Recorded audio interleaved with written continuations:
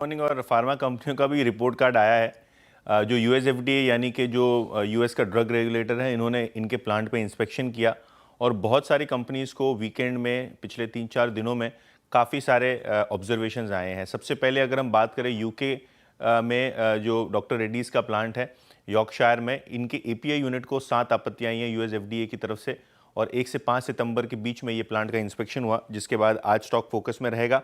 इसके अलावा दूसरे जो फार्मा स्टॉक्स है उनमें औरोबिंदो फार्मा है। इन्होंने इनके तेलंगाना यूनिट जो बचूपली में है इनके इंस्पेक्शन किए 25 अगस्त से लेके 5 सितंबर तक। काफ़ी लंबा चला है ये अनएक्सपेक्टेडली, और यहाँ 8 आपत्तियाँ कुल मिला के मिली हैं बचूपली यूनिट को।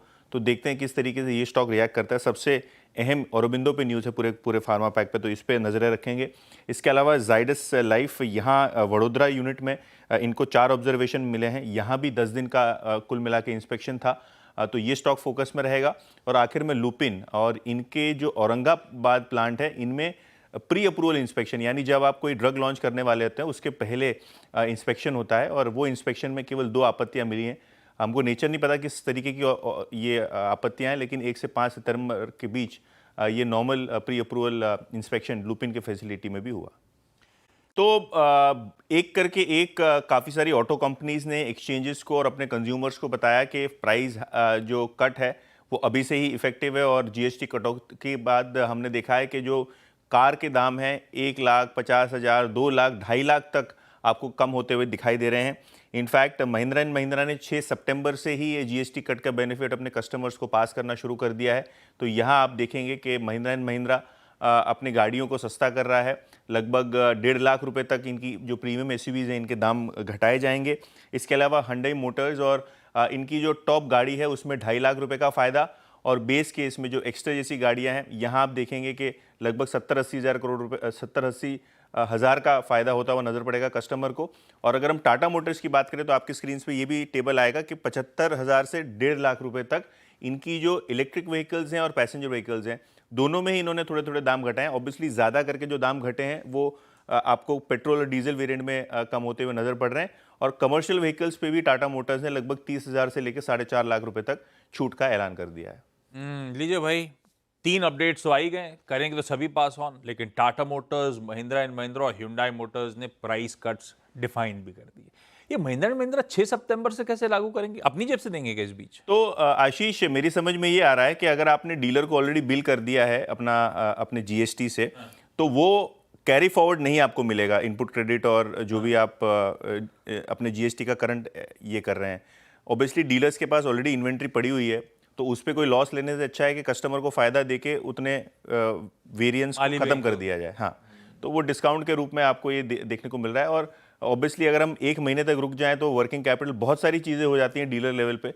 तो मुझे लगता है कि ये जो फेस्टिव सीज़न है इसको एक्सेलरेट करने के लिए इसको बढ़ाया गया है। ऑब्वियसली अगर आप अभी बुकिंग करते हैं तो डिलीवरी यूजुअली लोग जो इंडिया में है नवरात्रि में लेते हैं, श्राद्ध में कोई डिलीवरी लेता नहीं है। तो शायद वो एक चेंज यहाँ Mahindra and Mahindra, Maruti, Tata Motors, Hyundai Motors सभी ने करता हुआ आपने नज़र पड़ रहा है। तो ऑब्वियसली देखते हैं किस तरीके से बुकिंग भी शेपअप होती है नवरात्रि के पहले पहले। तो मतलब इसका मतलब गाबा सर ने पिछले हफ्ते आशीष एक एनालिस्ट मीट होस्ट की, जहां इन्होंने काफ़ी सारे एनालिस्ट के साथ अपने नेक्स्ट 3 ईयर 5 ईयर प्लान के बारे में जिक्र किया, और FY30 तक का जो इनका मीडियम टर्म प्लान है उसके बारे में लोगों को बताया।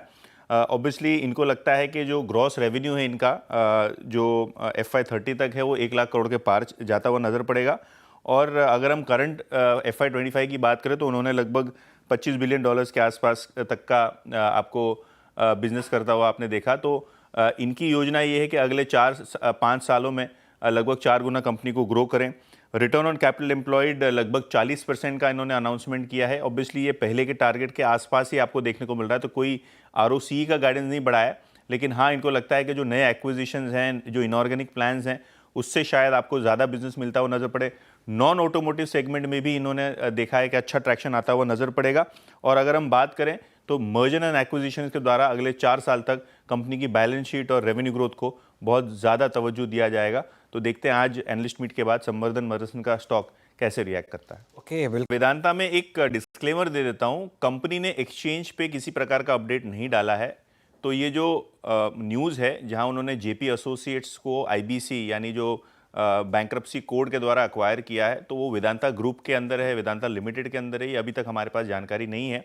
बहरहाल वेदांता ग्रुप फोकस में रहेगा, वेदांता लिमिटेड फोकस में रहेगा, क्योंकि जेपी एसोसिएट्स को खरीदने की जो बोली है वेदांता ने जीत ली है। लगभग 17,000 करोड़ का भुगतान ये लेंडर्स को करेंगे और उसके सामने जेपी पावर, जेपी एसोसिएट्स के जो पावर प्लांट्स हैं, जो सीमेंट प्लांट्स हैं, इनको मिलता हुआ नज़र पड़ेगा। इन्होंने अदानी ग्रुप को आउटबिड किया है।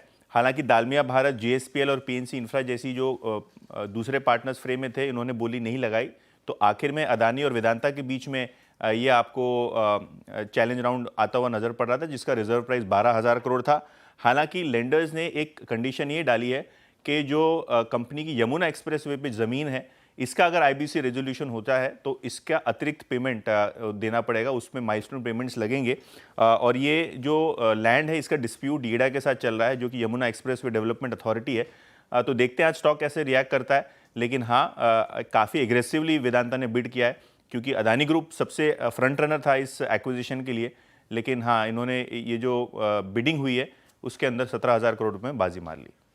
सबसे पहले रिजल्ट्स के ऊपर बात करते हैं, जहां स्पाइसजेट के नतीजे आए हैं। काफ़ी निराशाजनक रिजल्ट्स रहे हैं। नेट लॉस हुआ है कंपनी को 234 करोड़ का, जो पिछले टाइम प्रॉफिट था 158 करोड़ रुपए के आसपास। इसके अलावा रेवेन्यूज़ की बात करें तो यहाँ भी आपको 34% का कट आता हुआ नज़र पड़ रहा है। तो कहीं ना कहीं Q1 के स्पाइसजेट के नतीजे काफ़ी वीक रहे हैं। तो देखते हैं स्टॉक कैसे रिएक्ट करता है। इसके अलावा मैक्स एस्टेट, इन्होंने 7.25 एकड़ गुरुग्राम में एक लैंड एक्वायर की है और वहाँ एक हाउसिंग प्रोजेक्ट बनाने वाले हैं, तो ये स्टॉक पर नज़रें रहेंगी। इसके अलावा एजिस लॉजिस्टिक्स 100 करोड़ रुपए के आसपास का इन्वेस्टमेंट मुंबई पोर्ट में करेंगे और कुल मिला के इनको 61 मिलियन लीटर्स की कैपेसिटी की क्षमता का ये एक प्रोजेक्ट बना रहे हैं, वहाँ हैंडलिंग करने के लिए रॉ मटेरियल।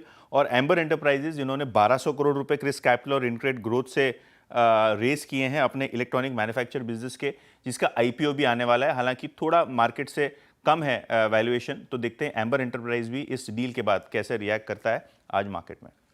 रखिए स्टॉक।